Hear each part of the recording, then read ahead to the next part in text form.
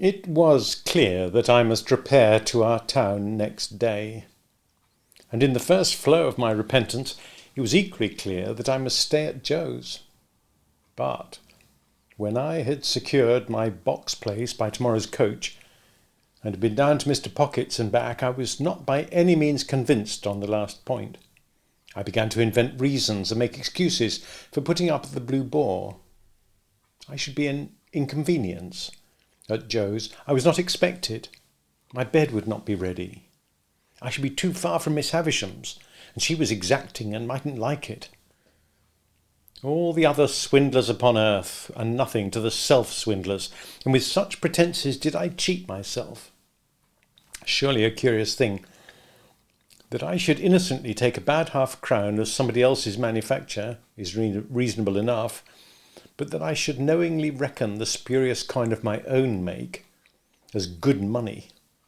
An obliging stranger, on pretence of compactly folding up my banknotes, for security's sake abstracts the notes and gives me nutshells. But what is his sleight of hand to mine when I fold up my own nutshells and pass them off on myself as notes?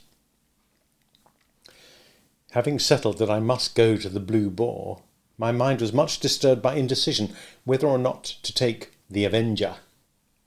It was tempting to think of that expensive mercenary publicly airing his boots in the archway of the Blue Boar's posting yard.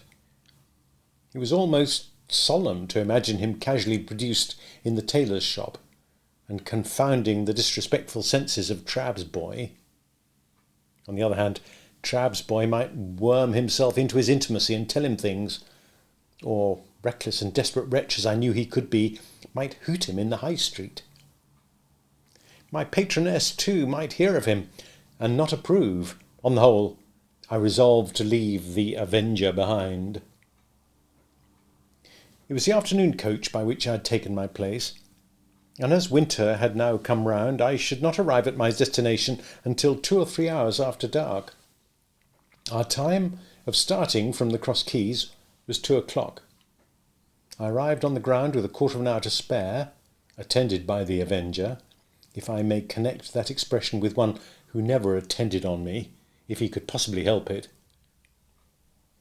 At that time it was customary to carry convicts down to the dockyards by stagecoach. As I'd often heard of them in the capacity of outside passengers, and had more than once seen them on the high road dangling their ironed legs over the coach roof, I had no cause to be surprised when Herbert, meeting me in the yard, came up and told me there were 2 convicts going down with me. But I had a reason that was an old reason now for constitutionally faltering whenever I heard the word convict. "You don't mind them, Handel?" said Herbert. "Oh, no. I thought you seemed as if you didn't like them." "I can't pretend that I do like them, and I suppose you don't particularly, but I don't mind them." "See, there they are," said Herbert, "coming out of the tap. What a degraded and vile sight it is." They had been treating their guard, I suppose, for they had a gaoler with them, and all 3 came out wiping their mouths on their hands. The 2 convicts were handcuffed together and had irons on their legs, irons of a pattern that I knew well. They wore the dress that I likewise knew well. Their keeper had a brace of pistols and carried a thick knobbed bludgeon under his arm. But he was on terms of good understanding with them, and stood with them beside him, looking on at the putting to of the horses, rather with an air as if the convicts were an interesting exhibition not formally open at the moment, and he the curator. One was a taller and stouter man than the other, and appeared as a matter of course, according to the mysterious ways of the world, both convict and free, to have had allotted to him the smaller suit of clothes. His arms and legs were like great pincushions of those shapes, and his attire disguised him absurdly. But I knew his half-closed eye at one glance. There stood the man whom I had seen on the settle at the Three Jolly Bargemen on a Saturday night, and who had brought me down with his invisible gun. It was easy to make sure that as yet he knew me no more than if he had never seen me in his life. He looked across at me, and his I appraised my watch chain, and then he incidentally spat, and said something to the other convict, and they laughed, and slewed themselves round with a clink of their coupling manacle, and looked at something else. The great numbers on their backs, as if they were street doors, their coarse, mangy, ungainly outer surface, as if they were lower animals, their ironed legs, apologetically garlanded with pocket handkerchiefs, and the way in which all present looked at them and kept from them, made them, as Herbert had said, a most disagreeable and degraded spectacle. But this was not the worst of it. It came out that the whole of the back of the coach had been taken by a family removing from London, and that there were no places for the two prisoners but on the seat in front, behind the coachman. Hereupon a choleric gentleman, who had taken the fourth place on that seat, flew into the most violent passion, and said that it was a breach of contract to mix him up with such villainous company, and that it was poisonous and pernicious and infamous and shameful, and I don't know what else. At this time the coach was ready, and the coachman impatient, and we were all preparing to get up, and the prisoners had come over with their keeper, bringing with them that curious flavour of bread poultice, baize, rope yarn, and hearthstone which attends the convict presence. "Don't take it so much amiss, sir," pleaded the keeper to the angry passenger. "I'll sit next to you myself. I'll put them on the outside of the row. They won't interfere with you, sir. You needn't know they're there." "And don't blame me," growled the convict I had recognised. "I don't want to go. I'm quite ready to stay behind. As far as I'm concerned, anyone's welcome to my place." "Or mine," said the other gruffly. "I wouldn't have incommoded none of you if I'd had my way." And they both laughed, began cracking nuts, spitting the shells about, as I really think I should have liked to do myself if I'd been in their place and so despised. At length it was voted that there was no help for the angry gentleman, and that he must either go in his chance company or remain behind. So he got into his place, still making complaints, and the keeper got into the place next to him, and the convicts hauled themselves up as well as they could, and the convict I had recognised sat behind me with his breath on the hair of my head. "Goodbye, Handel," Herbert called out as we started. I thought what a blessed fortune it was that he had found another name for me than Pip. It's impossible to express with what acuteness I felt the convict's breathing, not only on the back of my head, but all along my spine. The sensation was like being touched in the marrow with some pungent and searching acid. It set my very teeth on edge.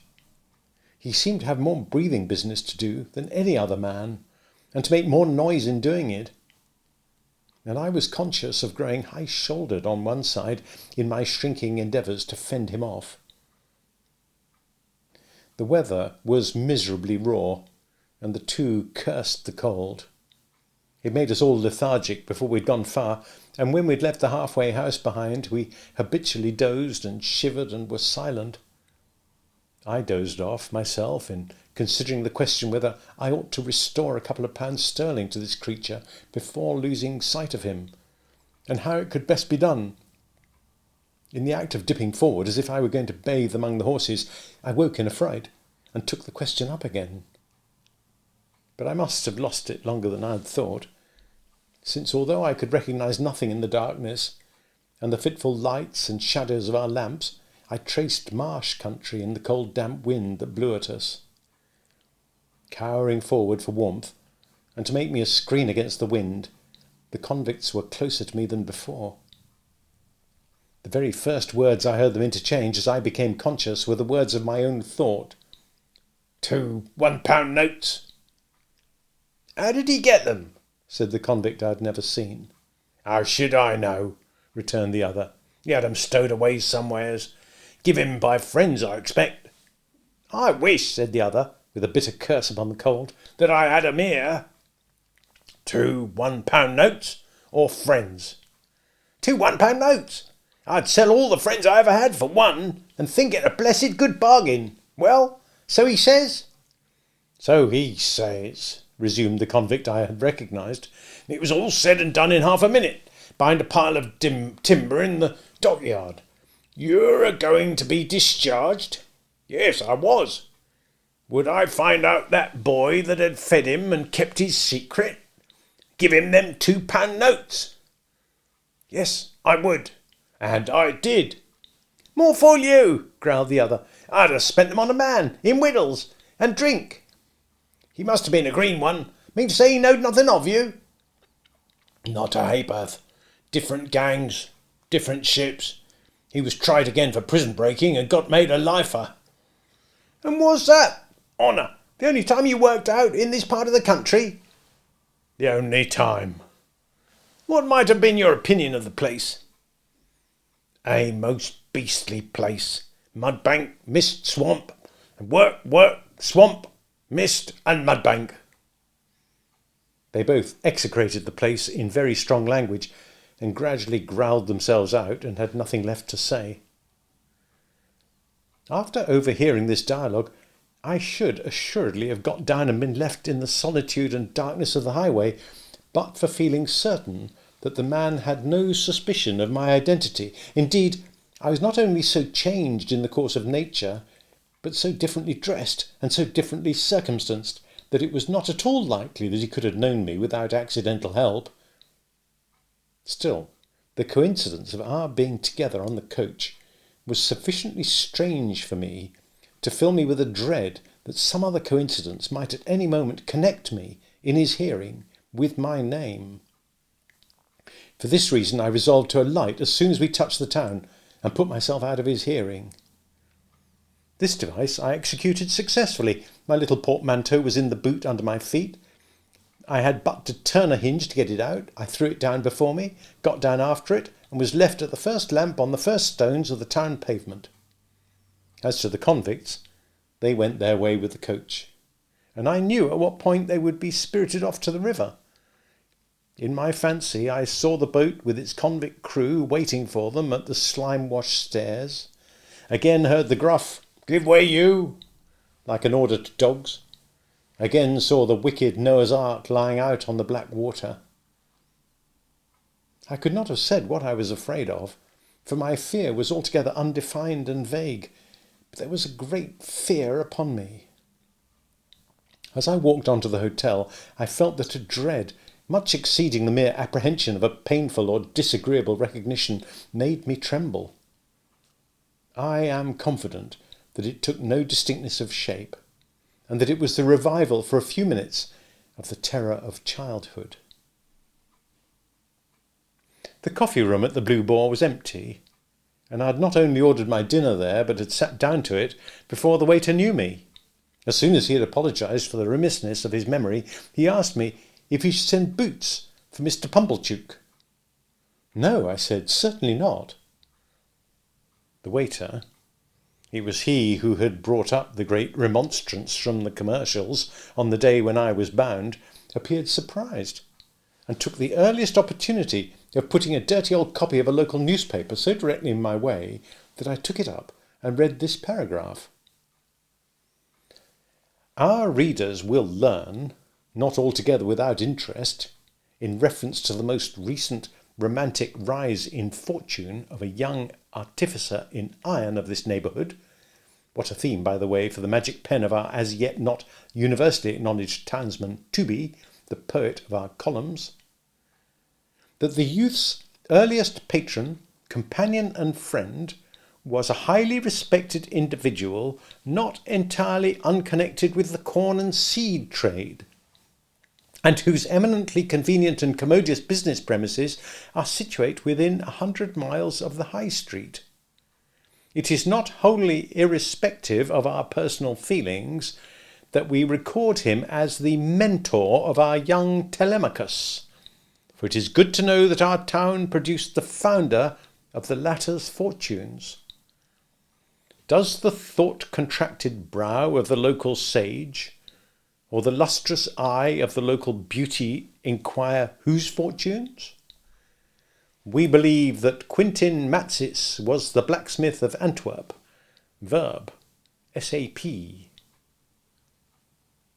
I entertain a conviction, based upon large experience, that if in the days of my prosperity I had gone to the North Pole, I should have met somebody there, wandering Eskimo or civilized man, who would have told me that Pumblechook was my earliest patron and the founder of my fortunes.